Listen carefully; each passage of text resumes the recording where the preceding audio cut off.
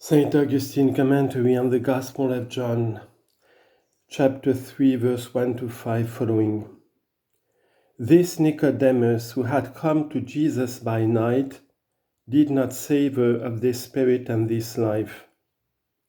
Says Jesus to him, "Except a man be born again, he shall not see the kingdom of God." And he, savoring of his own flesh, while as yet he savored not of the flesh of Christ in his mouth, said, "How can a man be born a second time when he is old? Can he enter a second time into his mother's womb and be born?" This man knew but one birth, that from Adam and Eve. That which is from God and the church he knew not yet.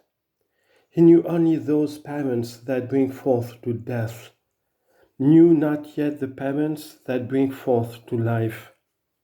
He knew but the parents that bring forth successors, knew not yet the ever-living parents that bring forth those that shall abide. While there are two births, then, he understood only one. One is of the earth, the other of heaven. One of the flesh, the other of the spirit. One of mortality, the other of eternity. One of male and female, the other of God and the church. But these two are each single. There can be no repeating the one or the other. Rightly did Nicodemus understand the birth of the flesh. So understand you also the birth of the Spirit, as Nicodemus understood the birth of the flesh. What did Nicodemus understand? Can a man enter a second time into his mother's womb and be born? Thus whosoever shall tell you to be spiritually born a second time, answer in the words of Nicodemus. Can a man enter a second time into his mother's womb and be born? I am already born of Adam. Adam can't beget me a second time. I am already born of Christ. Christ can't beget me again. As there is no repeating from the womb, so neither from baptism.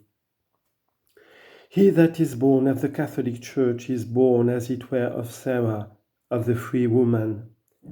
He that is born of heresy is, as it were, born of the bond woman, but of Abraham's seed. Consider, beloved, how great a mystery. God testifies, saying, "I am the God of Abraham, and the God of Isaac, and the God of Jacob." Were there not other patriarchs?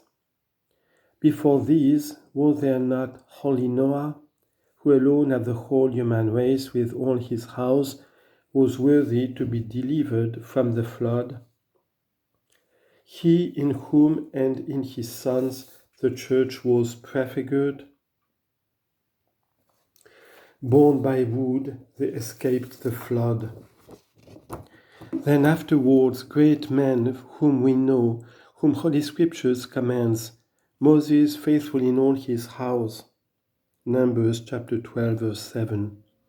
And yet those three are named just as if they alone deserved well of him. I am the God of Abraham, and the God of Isaac, and the God of Jacob. This is my name forever. Exodus chapter 3, verse 6 and 15. Sublime mystery.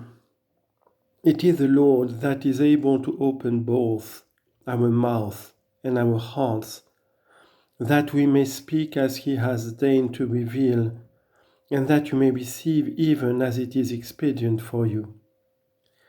The patriarchs then are these three, Abraham, Isaac, and Jacob. You know that the sons of Jacob are 12, and thence the people Israel. For Jacob himself is Israel, and the people Israel in 12 tribes pertaining to the 12 sons of Israel. Abraham, Isaac, and Jacob, 3 fathers and 1 people. The fathers 3, as it were, in the beginning of the people, 3 fathers in whom the people was figured, and the former people itself the present people. For in the Jewish people was figured the Christian people. There a figure, here the truth. There a shadow, here the body. As the Apostle says, now these things happened to them in a figure.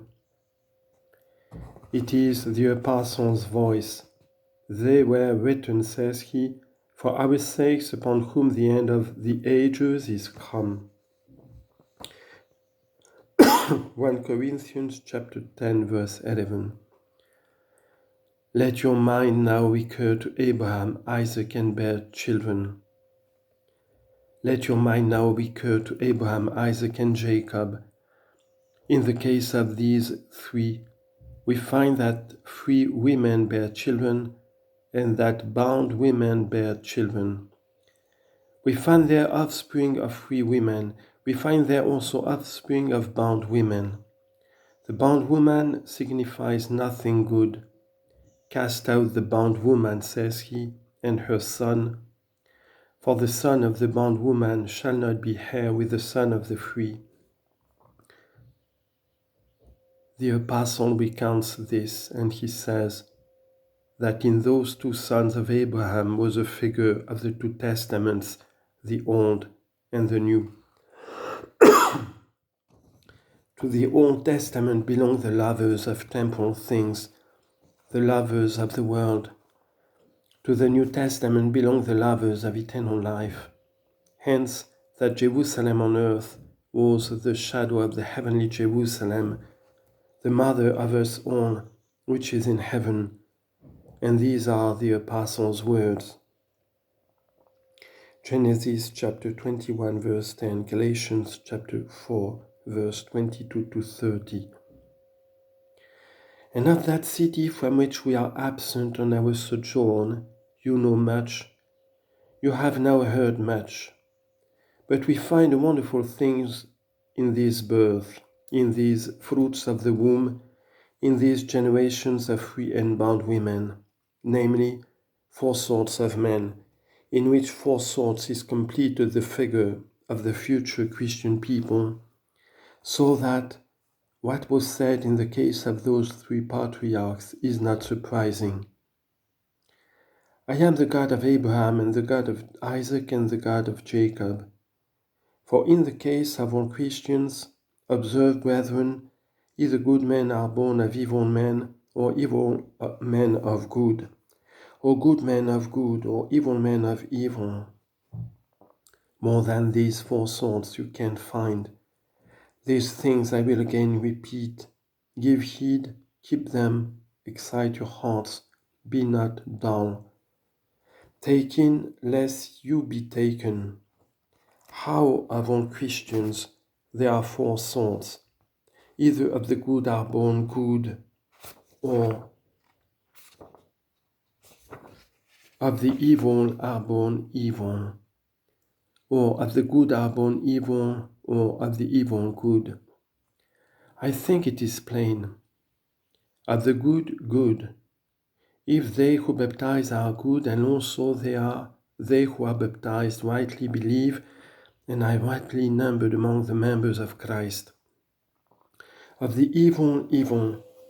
If they who baptize are evil, and they who are baptized approach God with a double heart, and do not observe the morals which they hear urged in the church, so as not to be chaff but grain there. How many such there are, you know, beloved. Of the evil good, sometimes an adulterer baptizes, and he that is baptized is justified. Of the good evil, sometimes they who baptize are holy, they who are baptized do not desire to keep the way of God.